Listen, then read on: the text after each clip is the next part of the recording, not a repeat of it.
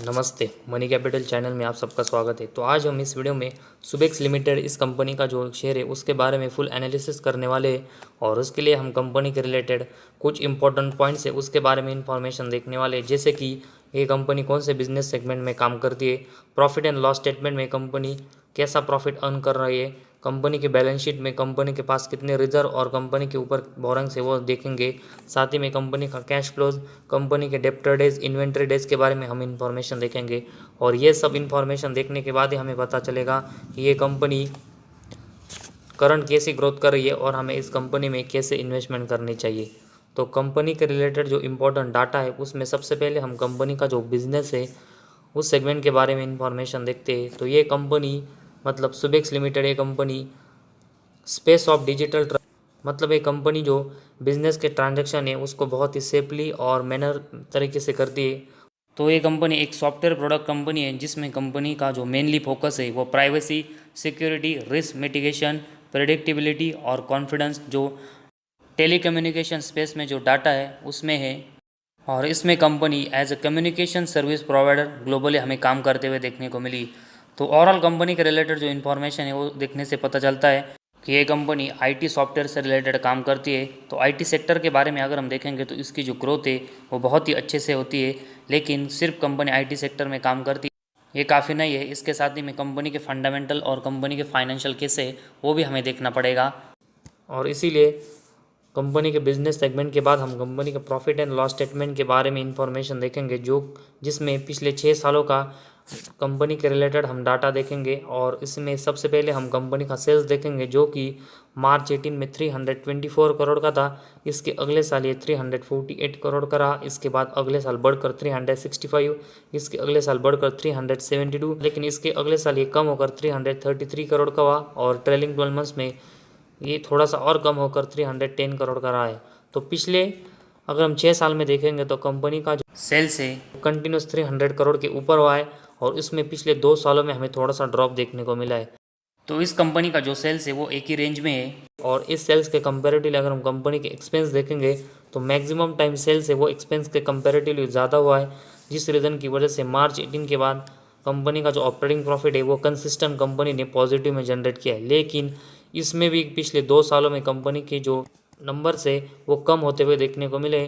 तो operating profit में company पिछले 2 सालों में परफॉर्मेंस थोड़ा सा डाउन कर रही है। और उसके साथ ही में ऑपरेटिंग प्रॉफिट मार्जिन के बारे में देखेंगे तो ये मार्च 18 में 11% था, जो कि इसके बाद अगले 3 से लेकर 4 साल में कंपनी ने इसमें एक अच्छी ग्रोथ की। लेकिन पिछले 2 सालों में अगर हम देखेंगे तो कंपनी का ऑपरेटिंग प्रॉफिट मार्जिन के जो नंबर्स हैं वो भी हमें डाउन होते हुए देखने को मिले। तो ऑपरेटिंग प्रॉफिट के साथ ही में ऑपरेटिंग प्रॉफिट मार्जिन में भी कंपनी के जो परफॉर्मेंस है वो पिछले 2 सालों में डाउन हुए। तो इसमें कंपनी को आने वाले समय में एक अच्छी ग्रोथ करनी पड़ेगी। और उसके बाद हम कंपनी का नेट प्रॉफिट देखेंगे जो कि मार्च 18 में कंपनी का 21 करोड़ का था, जो कि इसके अगले साल 25 करोड़ के प्लस में जनरेट हुआ। लेकिन इसके अगले साल कंपनी लॉस में गई। इसके अगले साल फिर से कंपनी प्लस में आकर नेट प्रॉफिट 52 करोड़ का जनरेट हुआ।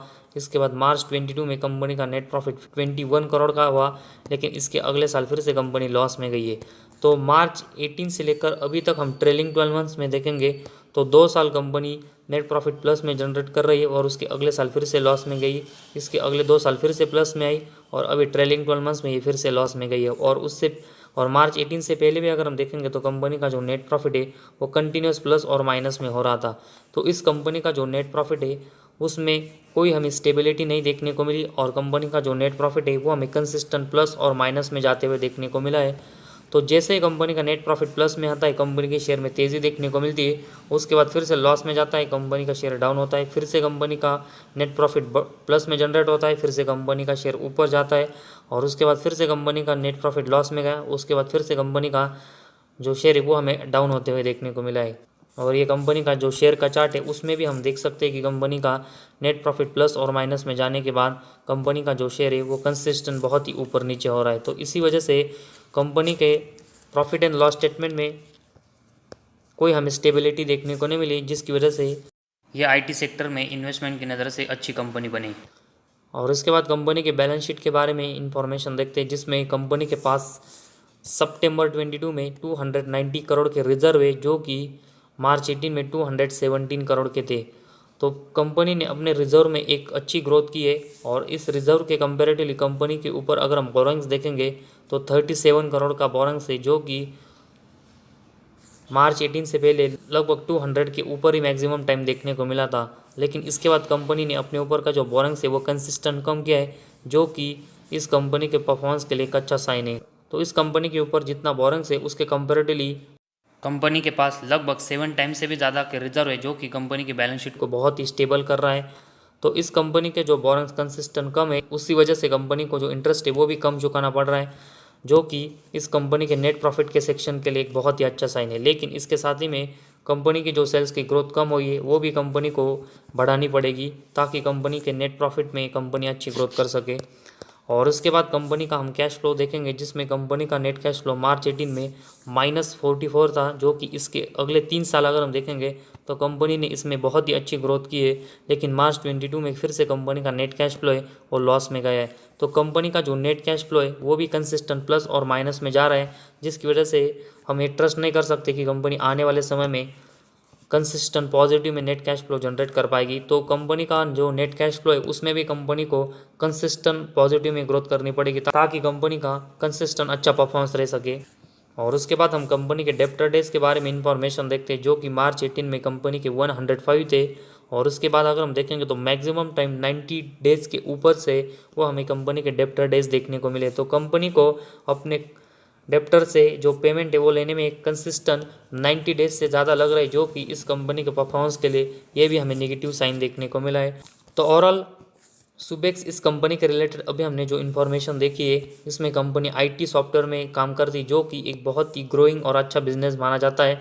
इस बिज़नेस में कंपनी के जो फंडामेंटल और फाइनेंशियल है उसमें अगर हम देखेंगे तो कंपनी का जो नेट प्रॉफिट है वो कंसिस्टेंट प्लस और माइनस में जा रहा है, जिसकी वजह से कोई स्टेबिलिटी हमें कंपनी के रिलेटेड देखने को नहीं मिली। और कंपनी का जो शेयर है वो कंसिस्टेंट बहुत ही ऊपर और नीचे हो रहा है। और इसी वजह से किसी भी हाई प्राइस पर अगर हमने इस कंपनी में इन्वेस्टमेंट की और उसके बाद कंपनी का नेट प्रॉफिट में अगर हमें परफॉर्मेंस डाउन होते हुए देखने को मिलेगा, और उसके बाद कंपनी के शेयर तो नीचे आएगा, लेकिन साथ ही में हमारी जो इन्वेस्टमेंट है उसमें भी हमें लॉस होते हुए देखने को मिलेगा।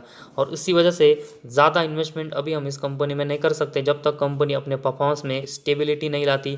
तो कंपनी की जो बैलेंस शीट है वो ज़रूर हमें स्टेबल देखने को मिली, लेकिन कंपनी का कैश फ्लोज भी अगर हम देखेंगे तो कंटिन्यूस प्लस और माइनस में जा रहा है। कंपनी का प्रॉफिट एंड लॉस स्टेटमेंट में कंपनी के पिछले 2 सालों के परफॉर्मेंस भी डाउन हुए, और company profit and loss statement में बहुत ही वोलाटाइल परफॉर्मेंस कर रही है। और साथ ही में कंपनी के डेब्टर डेज है वो भी बहुत ही हाई है, जो कि ये भी कंपनी के परफॉर्मेंस को बहुत ही इम्पैक्ट करता है। तो ओवरऑल मैक्सिमम सेगमेंट में कंपनी के जो परफॉर्मेंस है वो अभी हमें बहुत ही वोलाटाइल और ऊपर नीचे होते हुए देखने को मिले, और इसी वजह से कंपनी को एक स्टेबल और पॉजिटिव में कंसिस्टेंट परफॉर्मेंस जनरेट करने पड़ेंगे, ताकि कंपनी आईटी सेक्टर में बहुत ही अच्छे रिटर्न दे। तो फिलहाल कंपनी के जिस तरह फंडामेंटल और फाइनेंशियल है उसमें कंपनी मैक्सिमम सेगमेंट में बहुत ही वोलाटाइल परफॉर्मेंस कर रही है, जिसकी वजह से अभी हम इस कंपनी में ज़्यादा इन्वेस्टमेंट की रिस्क नहीं ले सकते। और अगर हमें इस कंपनी में इन्वेस्टमेंट करना है तो इस कंपनी का जो शेयर करेक्शन में आता है तभी करना है, लेकिन उस समय भी हमें इस कंपनी में थोड़ी इन्वेस्टमेंट करना है जब तक कंपनी अपने मैक्सिमम परफॉर्मेंस से वो स्टेबल और कंसिस्टेंट पॉजिटिव में नहीं जनरेट करती। तो इस वीडियो में बस इतना ही। अगर आपको हमारा वीडियो पसंद आया तो इस चैनल को ज़रूर सब्सक्राइब कीजिए, साथ ही में बेल आइकॉन प्रेस करके ऑल सेक्शन पर क्लिक करें, ताकि आपको शेयर मार्केट की हर अपडेट जानकारी नोटिफिकेशन के थ्रू सही समय पर मिल सके।